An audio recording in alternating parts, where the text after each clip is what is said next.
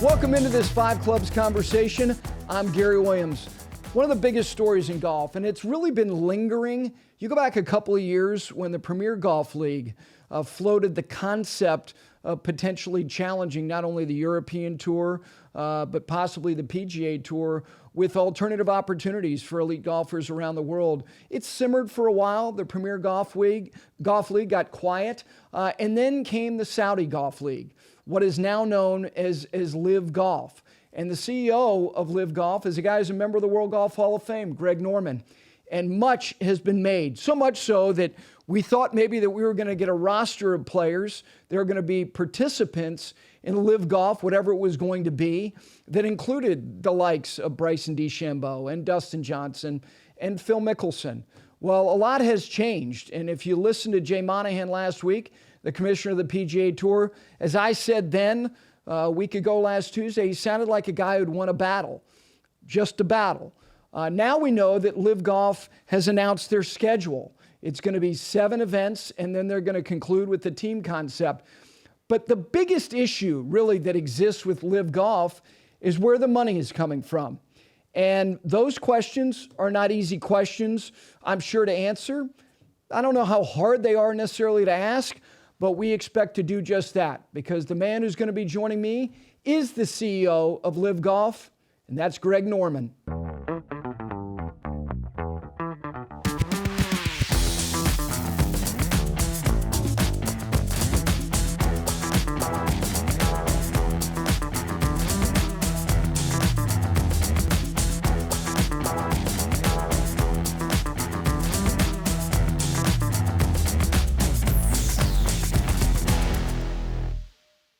And with that, we welcome in the CEO of LIV Golf Investments and LIV Golf, the Invitational Series, which the launch will come the first full week in June. And that is, of course, Greg Norman. Greg, good morning. Good to see you. Yeah, good morning, Gary, TGIF.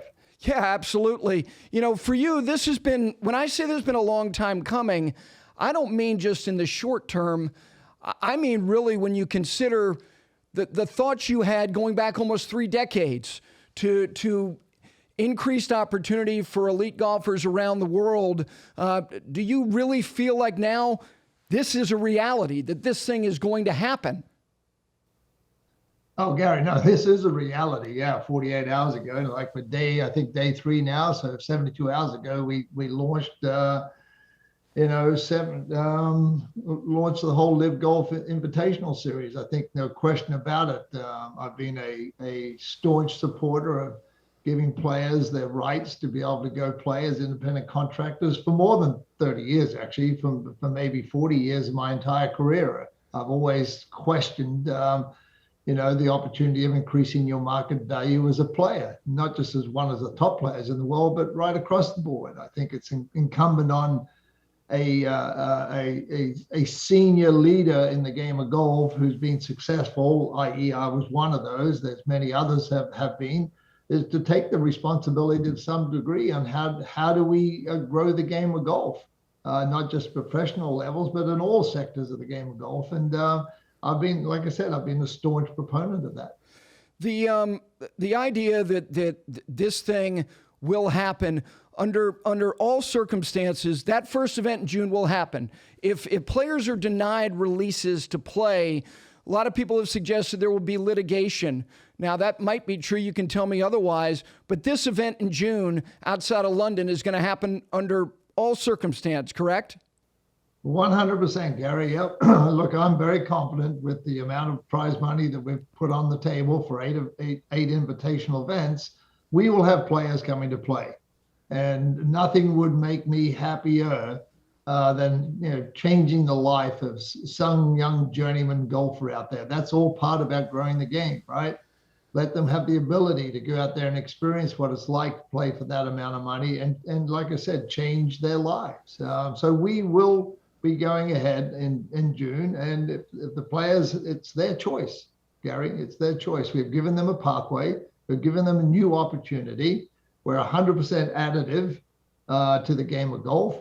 And we'll just, we're a startup. And we're just giving, like I said, we're giving this opportunity to players to have a choice of playing both. We're not asking to play one tour or the other.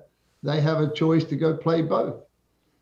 I've always thought that Access was inspirational.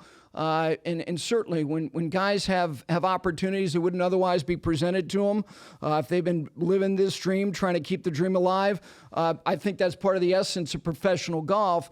But the sustainability of anything at the highest level, which is an entertainment product, you need stars. How quickly do you need stars to play in this series? Look, like I said, we're a startup, Gary. It's going to take time. There's no question about it. And then we'll see how it all plays out. We are here for the long term. We're not just in and out.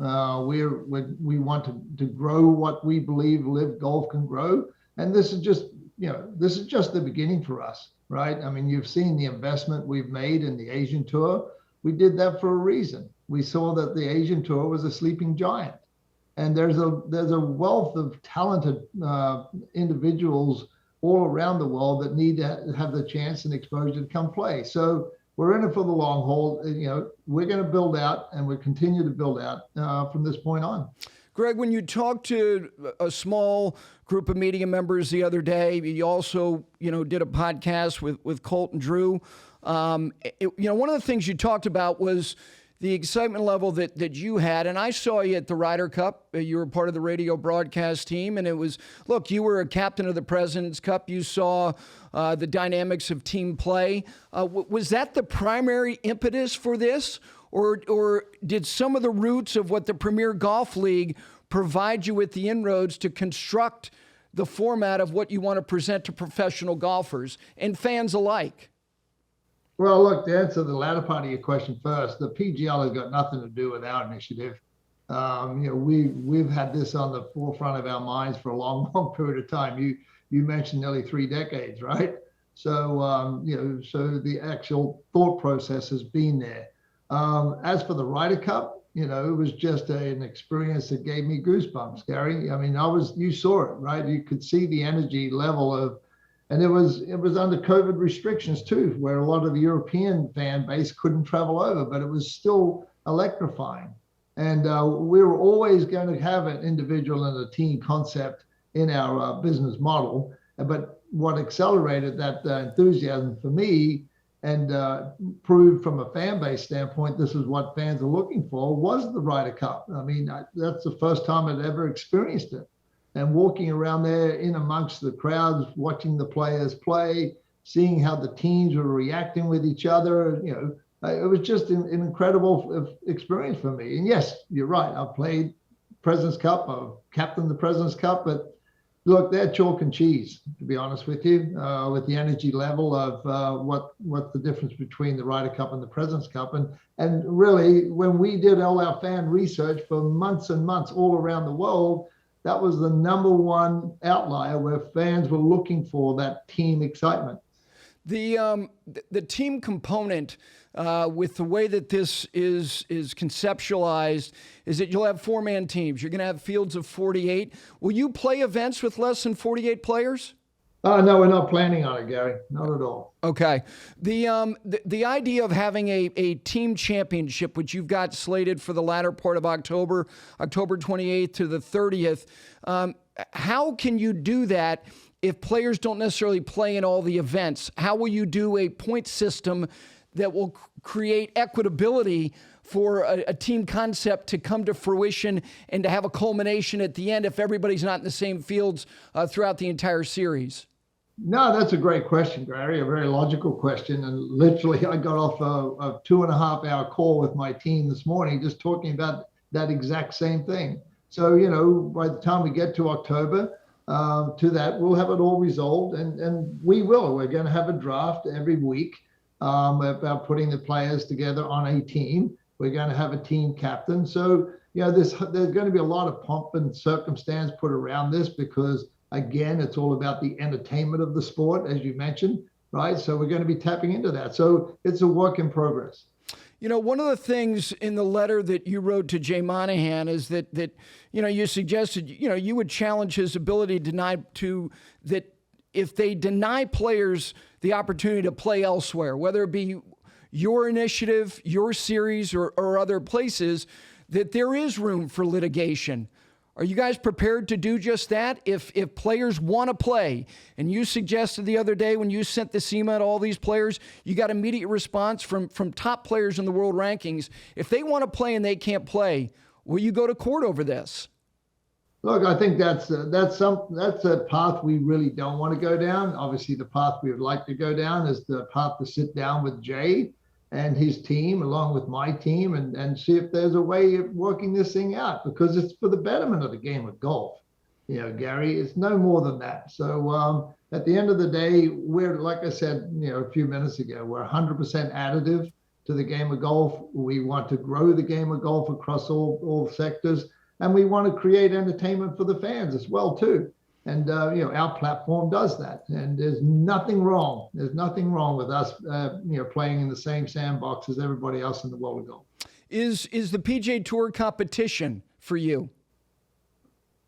No, it's not competition. Look, it's the player's choice, Gary. It's up to them. We've given them an opportunity to go increase their market value as a player. And, as a player myself, that's all I wanted to do. When you get on the first tee to the 18th green, I could hit a white ball from point A to point B better than most. So that gave me the ability to understand what is going on around. And as a player, when you see all that and you see those opportunities, you want to say, okay, how do I pull that in for the players to increase their market value? How do I give that opportunity for them? And that's what we've done here. And like I said, it's their player's choice. It's up to them if they want to come play either one or play just one. It's totally up to them. If they want to play one tournament in the LIV Invitational Series, so be it. If they want to play all 7 and get into the team championship at the end, great. You just said that, what the Premier Golf League had nothing to do with what has been in your mind for decades. Did you read that document that was sent to the board through Rory McIlroy as kind of a conduit for what their idea is for a team series that would kind of augment the fall on the PGA Tour? Did you pay any attention to that? No, I haven't read that document, Gary. I saw it come across on some email, but I haven't done an in-depth read of it. I got a few other things on my plate that keep me a little bit busy. You mentioned Jay. Do you have any relationship with him when he was named commissioner? Even before that, do you guys have any relationship that goes back anyways? I wouldn't say a relationship. We would communicate every now and then, leading into certain conversations about certain things. So, I had a high regard and high respect for Jay, to be honest with you. I put a call into Jay the other day, just to say, hey, I'd love to catch up with you and talk to you about, what LIV Golf Invitational is all about. I haven't had a response, but, that's okay. That's fine. But, it's not anything personal, right? I mean, like I said, I've always got on well with Jay that I thought. The idea of playing fair, business can be rough. You've been in a lot of businesses throughout, not only during your active career, but certainly after your elite playing career. So it can be cold. Do you think the PGA Tour has played fair with you guys? Look, Gary, there's no question they're throwing obstacles in front of us. My favorite saying is they've just put down a giant redwood tree right across our road as an obstacle. Hey, it is what it is, right? And you're right. I mean, when people come out with a new idea and a new opportunity for other players or other individuals to take advantage of and to increase their market value, we'll work around those obstacles. Because, like I said, we are additive to the game of golf. Golf is great for the world, right? There's no question about it. I've seen it. So we as a team, whenever those obstacles were put down, like I said, the PGA Tour definitely threw down obstacles for us. We've worked our way around it. And that's why when we launched with a lot of confidence and a lot of belief about executing on our model, and we will continue to execute on our model no matter what gets thrown in front of on our path. Greg, was the initial objective to lead and introduce with a roster as opposed to just the schedule? Look, no question. I just touched on that. We've had to pivot to a little degree because of what the PGA Tour did, creating those obstacles. We have pivoted.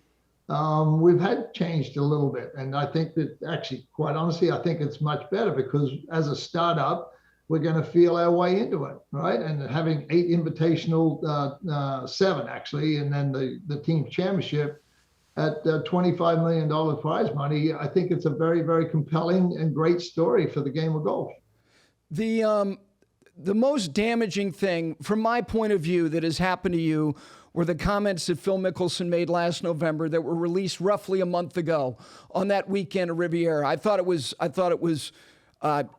did irreparable harm. Now, you can say it's not irreparable. Look at where we are. How damaging were the comments? Look, Phil's entitled to his opinion, right? I mean, at the end of the day, I feel sad for Phil. I think he hurt himself. I think he hurt the game of golf. I've been reading the comments, posts that were off the record, on the record. Who knows, right? They're out there. And, for me, I look into the future. I don't look into the past, Gary. And, we've dealt with those issues. We've understood those issues. I've spoken to Phil as recently as yesterday or 2 days ago, actually. So, you move on, you move forward. And look, there's everybody on this planet, not one person who hasn't said something they wish they had never said. And so you got to look, like I said, you look into the future and you don't live in the past. For whatever you're willing to share, what was the subject of the conversation you had with him? And is he a part of your team? Is he committed to being a part of LIV Golf? Look, we had a very open conversation as player to player. As a matter of fact, he sent me a text right after when he heard one of my podcasts and said, "Greg, that was brilliant."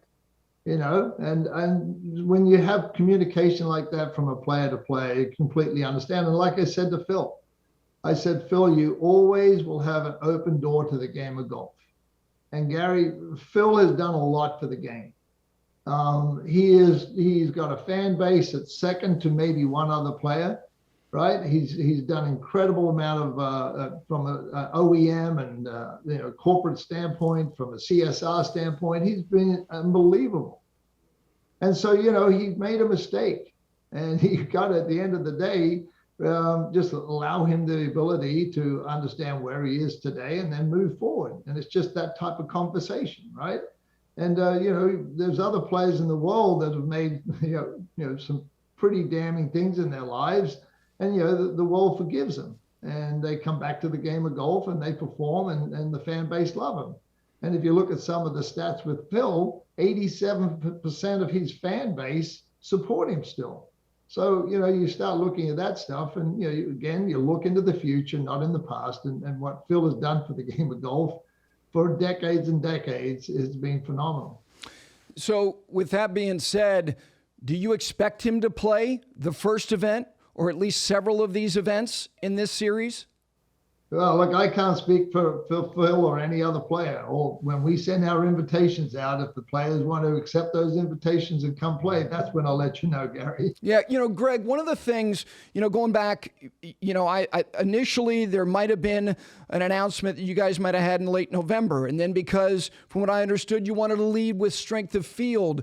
Do some players have binding agreements beyond the opportunity for guys to just, come and play in an event or two? Are there players that you presented contracts and which would mean a true commitment to LIV Golf? And if so, who are they? No, I'm not going to give out any names, but yeah, there are contracts. There's no question about that. I'm not going to give out any names on that out of respect for the players and out of our confidentiality of what's going on. So look, there's been an tremendous amount of interest, Gary, tremendous amount, even today, right? As I wake up in the morning and I get responses from players from around the world to my letter that I sent out to 250 of them. The interest is there. The enthusiasm is there. The understanding is there. The understanding of the opportunity that I'm giving them, that LIV Golf is giving them, is there. So look, we're day 3.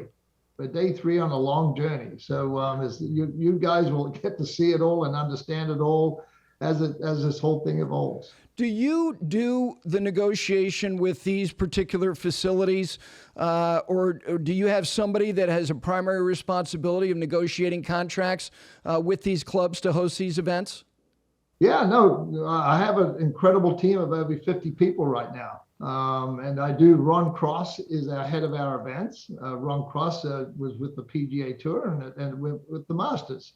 He's head of our events. So he's out there right now on the road at the events that we have. So I have an incredible C-suite team. These guys are the best of the best, and girls are the best of the best. And we have meetings 4 to 6 times a day on everything from events, production, ticketing, team names, all this stuff every day, daily basis. And it's so inspiring to sit back and listen to some of these conversations, and the innovation and how we're going to evolve is just incredible. And like I said, Gary, we have the best of the best from the sport and the business world.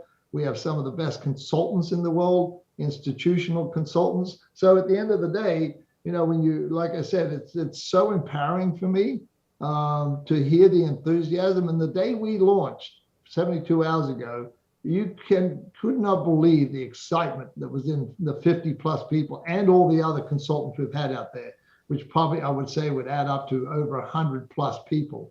Was just so resonatingly loud and proud. It was just incredible.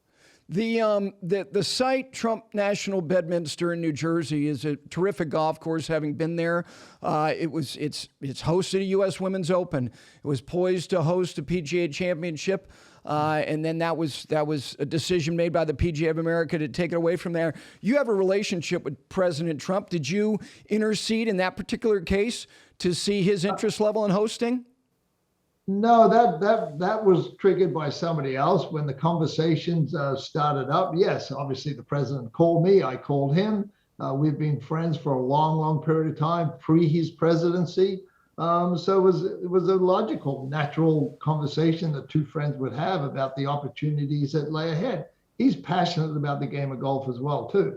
And I have not been to Bedminster, Gary. You asked me the question. I have not been there. But I've heard all about it. Ron Cross gives me updates all the time on the facilities that we're going to, and each and every one of them have some pretty impressive resumes on the events that they've held at each of them. So I'm looking forward to seeing Bedminster. It's a quality facility. It's it 100% warrants having a professional tournament there or any high quality tournament there. So I'm looking forward to getting there. How about Doral, another Trump property? You've won at Doral. It's gone through several different incarnations, the last being Gil Hanse. Possible that could host the team championship in October?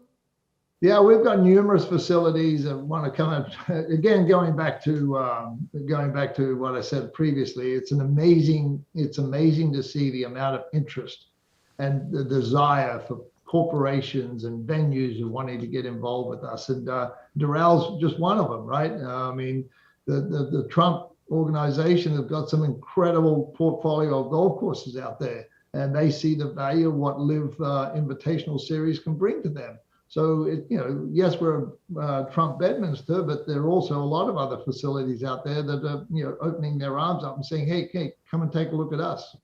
You mentioned corporations. Where are you on the sponsorship front, and how much domestic United States sponsorship do you expect to have or intend to have? No, that's a great question, Gary. My CCO, Sean Bratches, he's in charge of all that. He's equally as enthusiastic. I mean, he gives me an update on a daily basis. Monica Fee, who's also head of our sponsorship. Those two are inundated on a daily basis. I'm not going to go into further details of that because I don't want to steal their thunder. But all I can tell you is our list of corporations who are wanting to come in and with a high level of interest in getting involved is pretty extensive. Greg, a couple of years ago when this came up for the very first time, I did as much research as I could to have this conversation for the first time, because that Premier Golf League had some Saudi investment. And the Public Investment Fund, and by virtue of that, by extension, the Sovereign Wealth Fund is one of the biggest funds in the world.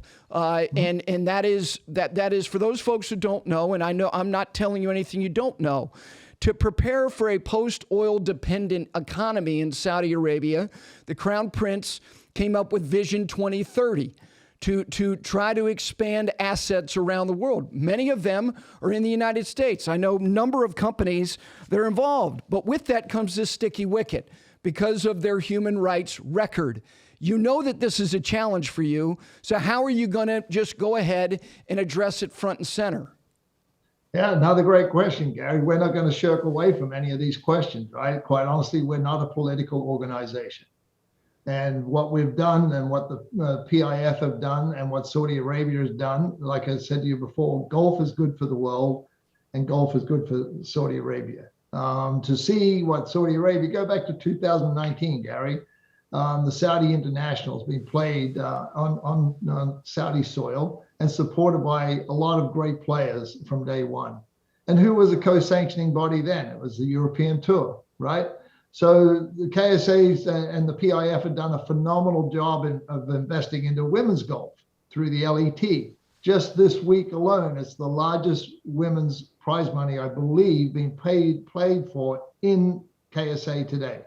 So the investment into the game of golf has been incredible. And I'm proud of it. I'm not going to tell a lie. I'm proud of the fact that the PIF, which is one of the largest wealth funds in the world, of investing into the game of golf, not just in professional golf for men, but in women, in growing the game of golf in KSA. You mentioned the 2030 vision, right? It's incredible the amount of investments they're putting into building golf courses in their country to attract visitors to come there. It's just been a transformation that's been, you know, in my short career of going there, it's just been nothing short of just admirable. Greg, there are a lot of people, whether it be media members, and I try to, talk to a lot of fans, and they have a lot of misgivings about it. They have a lot of misgivings about the source of the money. And you mentioned you're a startup. Not a lot of startups, have the kind of funding that you have. Do you think that you would be further along, or you'd already be in business playing golf tournaments if the money wasn't coming from Saudi Arabia? No, not at all. I think we've just had to, this whole process to build this model, Gary, to where we are today is taking a massive amount of effort, right? From intelligence to putting it down with lawyers to making sure the wording's right. It's taken a long, long period of time. It just doesn't happen overnight. So no, we wouldn't have been we wouldn't have been out there quicker than what we are just because of that reason. No. I mean, like I said, I'm proud of the fact that we have this investment dollars for the game of golf, and we are going to utilize it. We're going to use it the best way we possibly can and give opportunities right across the board for the growth of the game of golf, for the entertainment of the game of golf, and for the fan base. Greg, when you said we're not a political organization, that's fair. But when the money is coming directly from a government, and a government that has a relationship with this country, by the way, and whether it is a strange bedfellow or not, the reality exists that it is. But the notion or the premise of sports washing, which exists around this world, it's done.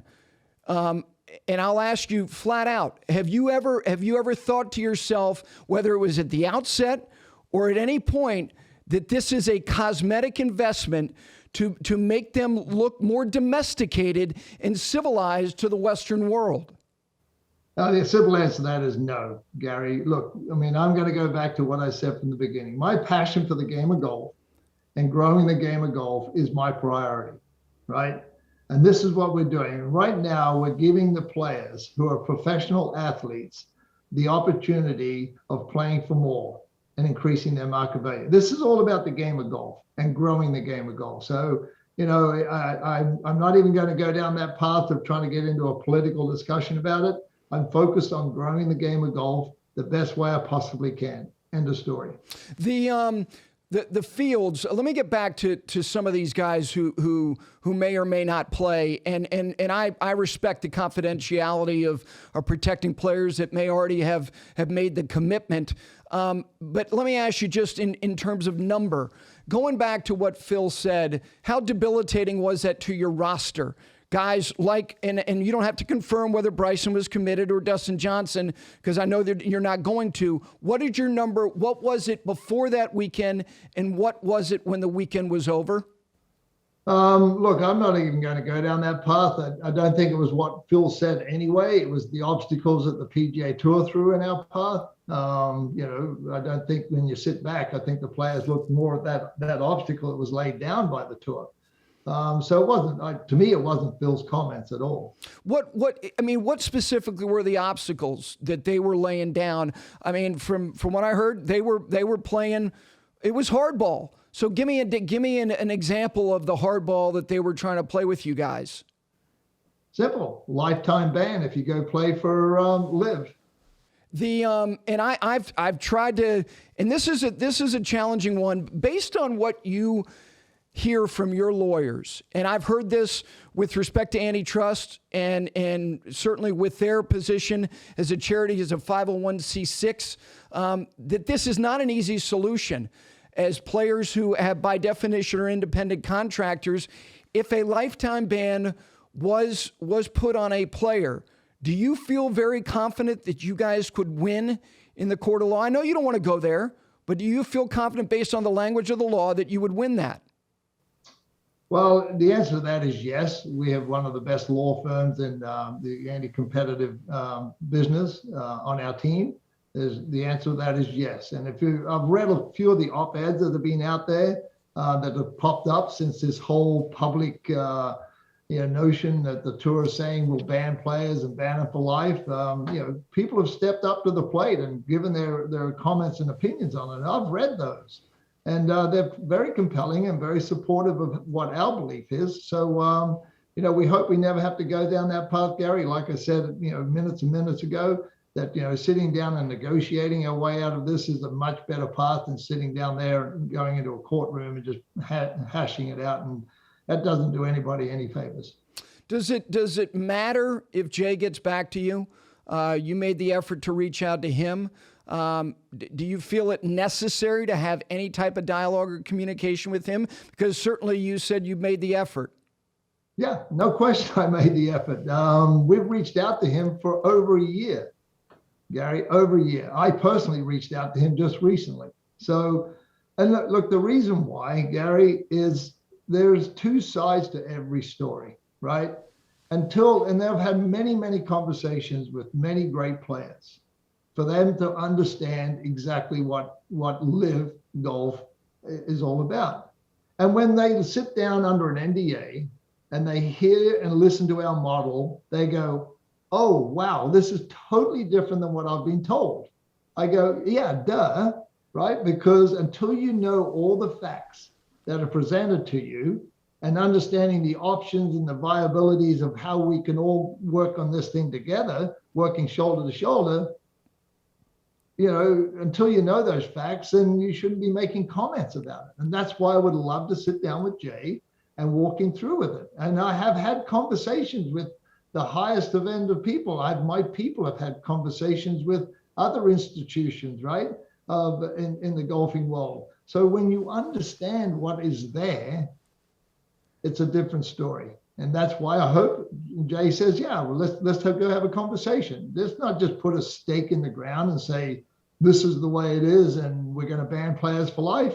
That's not the way you go about it. You've got to understand exactly what's on the other side of the fence. Part of the negotiation and anything in the business world, both of you sit at a table, you understand exactly what the negotiating points are about. You understand exactly where you are, what you have, what you've got, and then you work. And then you get up from that table and you just walk away and you shake hands and say, okay, see, we're fine. We'll work our way around this. And that's why I'd love to sit down with Jay and have a conversation with him. Greg, do you think that you're fighting more than just the PGA Tour, or you're being challenged by more than just the PGA Tour? And I say that for this reason, and you know all these people, whether it's Martin Slumbers at the R&A, it's now Mike Wan at the USGA, you know Seth Waugh, the PGA of America, Augusta National has a massive voice in the game of golf. Do you get the sense that they are also a deterrent for what you're trying to do?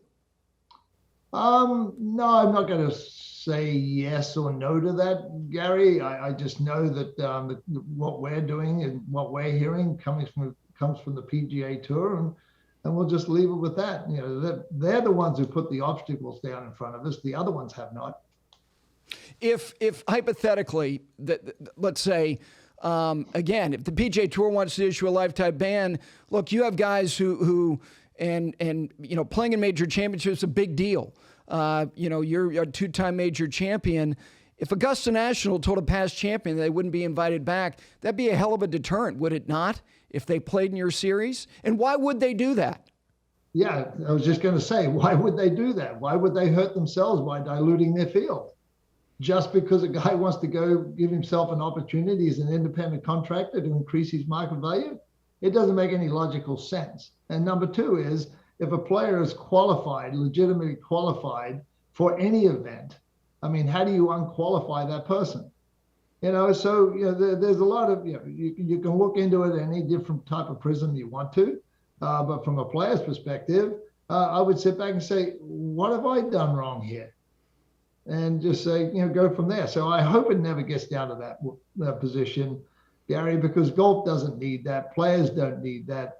The majors are the majors. They should all be Switzerland because the players want to go play in them. And if they start banning players from the major championships, like I said, they're diluting their own market value, which would be, you know, a bit of a interesting, strange decision. You said it would be illogical, and on the surface it would be, but it gets me back to this, and not to be redundant, but look, whether it's protecting the PGA Tour and these relationships, which I think are as healthy as far as dialogue between these five families, so to speak, as maybe they've ever been. I personally think it's the Saudi connection myself, just my perspective, that they struggle with digesting that in a country that sees, you know, a journalist from the Washington Post and U.S. intelligence supported this, that he was murdered. These are very difficult things for whether it be the consumer, a corporate sponsor, to deal with. I think it's your biggest challenge. Well, look, you're entitled to your opinion, Gary, and you know, I respect that. But at the end of the day, what happened to the journalist with Khashoggi is reprehensible. There's not a person on this planet that wouldn't say the same thing. So, you know, from my perspective, I'm not getting into this political, you know, dialogue, and you can have your opinion, and I'm staying focused on what I'm doing and growing the game of golf and investing into the players, giving the players opportunities, continue to invest into other sectors of the game of golf, you know, that we see have not been focused in on, whether it's the Asian Tour and maybe even the women's golf, like Aramco Series is doing right now. There's an incredible amount of opportunities out there and paths forward where investment in it will grow the game of golf on a global basis. Greg, the media rights, people want to see this. This is an entertainment product. Will you have a domestic television or digital media partner by the time of the first event? Well, you'll have to speak to Sean Bratches on that one. We have got numerous NDAs signed by OTT and linear organizations, right? We have, like I said, no different about the sponsorships that we have out there. We have a massive amount of interest, and from a media rights deal, it's no different. There are opportunities out there because of the, you know, the way things are in this day and age with streaming and things like that. We have a pathway forward because we're a commercial organization to explore any and everything that we possibly can. And that's where we are today. And Sean Bratches did a phenomenal job for Formula One with growing that sport from where it was to where it is today. Has got the bit between his teeth, and he's loving where he is at right now. The idea of profitability, what does your model show you in terms of how quickly you can be profitable? Look, that's private, Gary. Our profitability numbers are very healthy. We were actually just going over it this morning again as well too, at around 6:30 this morning, going over the numbers. So we're very, very comfortable and confident of delivering the IRR that the investor is looking for. But a couple last things before I let you go, and I appreciate the time, is getting back to field, June 9th to the 11th, and a couple of things particular about this when it comes to the blood and guts of elite golf. We know elite golf to be 72 holes. These players value world ranking points. Do you expect to have world ranking points available in a no-cut 54-hole event? Yeah, no, absolutely. We're going to be applying for OWGR points. The Asian Tour is the first one to step up to be one of the sanctioning bodies. We want every tour to be part of the sanctioning of our invitational series. So, we have a call actually in 14 minutes just on this very subject on OWGR. And so we're very, very confident. We may not have it the first tournament, but we're confident because of the criteria and eligibility of the players who will be playing will allow us to get it. This may seem frivolous, but to me, as a geek about, guys coming down the stretch and you have shotgun starts and you have two guys tied for the lead, one's finishing on 11, one's finishing on 18. You know how important decision-making is. How much of a challenge was that for you to accept the idea of this field finishing simultaneously in a highly competitive elite professional golf event? Well, another great question, Gary. And if you sat in our production meetings, which we have every day at 11 o'clock, every day, you couldn't believe the excitement of the producers and the directors we have on today. We have one of the best consultants in the world of sport, and that's David Hill. David Hill, yep. Right? Every day I get emails from him every day. I got one from him yesterday talking about the opportunities about this shotgun start and the excitement it can deliver of golf balls in the air all at the same time and how you're going to deliver it. Just because we've been seeing it through one lens for the last 53 years, it doesn't mean to say that has to be the way it is. And when you think about from a player's perspective, a fan perspective, you just think about what happened at the TPC with the weather, right? So, if you got caught on the wrong side of the draw, you're pretty much out of that tournament. The same happens at the British Open. So we're taking that type of element out by having a shotgun start. You think about the 4.5 hours. You think from a production standpoint, the viewers who want to watch it, it's going to be electrifying for them because there's going to be so much action going on all the time. And they're going to have the ability to watch whichever player they want to watch. You don't have to just say, just because the director's focusing on one or two players, that's all you see. You can have the ability to see every player on that golf course. Let's get back to this first event. Just to make it clear, and you've been clear about this field, there will be 48 players outside of London on June 9th to play in this first event. Come hell or high water, you're going to have 48 players in that field. We don't know who they are. When will we have a sense of a field list? Do you have a date there? I would say but the invitations start getting sent out here very, very shortly. And then obviously, you got to look at the present day criteria, right? Let's just say a player wants to go play and he has 3 releases on the PGA Tour. He might use 1 or 2 of those releases to get approval to go play in maybe London, maybe Bedminster, maybe somewhere else, right?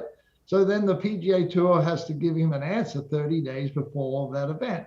So, that's just giving you an idea about the timelines, Gary. So I would say that, the media, look, we have an incredible comms team as well, too, led by Ari Fleischer. He's one of our consultants. He's been brilliant in his strategy about how we've gone through with our comms team. So we're going to be delivering messages about what's happening. It's not just going to say, okay, we launched and then we're going to go dark. We're going to continually be informing everybody about the progress and what we're doing. So, I just encourage you to just stay tuned to our website and you'll see what's going on. Last thing, and you've been, steadfast about the objective of growing the game. And I mean this respectfully. People who have had a profile like you've had for your entire adult life relevancy matters to people. It matters more to others. You don't need to do this, and I understand the desire to want to do this, but to any degree, do you need to do this? I have never been so invigorated in my life as what I am right now, Gary. Even the CFO of my company, Greg Norman Company, everybody's saying the same thing. Greg, you look invigorated. You're up. You got so much energy about you. You look excited. You look happy. You look relaxed. It's just amazing. People are seeing this difference in me as a person. And I took this on with a lot of, obviously with a lot of seriousness, Gary. You mentioned, because as I look back on my life in the world of the game of golf, there's been this glaring void or hole, right, where the game of golf really hasn't evolved the way I see it in my mind, right? It's not saying that I'm right or I'm wrong. I just see it a different way, no different than me seeing things about, identifying virgin space like Shark Experience that's on golf carts with my partnership with Verizon and Club Car. I identified that virgin space and went after it for a reason. I invested in it because I was passionate about being able to bring technology to the players out there who jump in a golf cart and play golf every day, right? So now we got 5,000, maybe close to 30,000 screens on golf carts out there that people enjoy. My point is, Gary, I see these things. I understand these things. I see the opportunity that we can give back to the game of golf, to the everyday person who plays the game of golf. I'm invigorated. I'm passionate about it. Do I need it? I don't know. I mean, I could have retired, but you know what? Where I see this going for the next 5, 7, 10, 15 years down the road, I am going to enjoy every step of every second of this journey.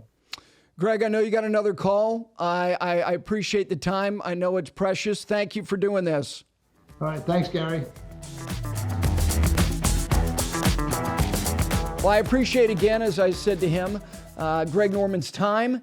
And one of the challenging things, I think, for him, but I can't speak for him, I can only speak for myself, is trying to get answers to difficult questions. And one of the things that I do believe, as I expressed to him, his biggest challenge is going to be where the money is coming from. Now we wait, as we've been waiting for who's going to play and what the ramifications are for players who are members of the PGA Tour. We have a schedule. He said flat out, they will play June 9th to the 11th outside of London, and they will have 48 players. Who they're going to be remains to be seen. But I appreciate him taking the time, and more importantly, I appreciate you taking the time to listen and watch to this Five Clubs conversation. Next week, the man has been the voice and the face on a television side of the Masters tournament, which is only 3 weeks away. Jim Nantz will be joining me on the Five Clubs conversation. Have a great day, everybody.